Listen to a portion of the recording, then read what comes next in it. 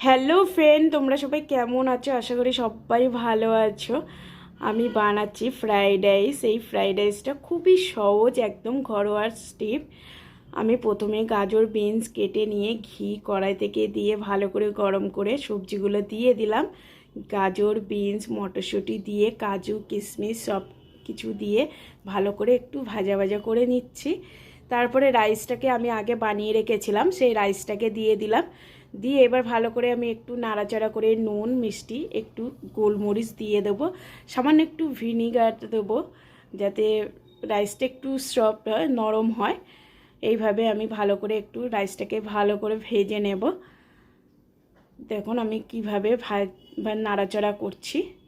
আমার হয়ে গেছে। কেমন হয়েছে রাইসটা একদম শর্টে আমি দিয়ে দিলাম ভিডিওটা। আপনারা কে কোথায় থেকে দেখছেন? টাটা বন্ধুরা, ভালো থাকবেন, সুস্থ থাকবেন, আবার দেখা হবে।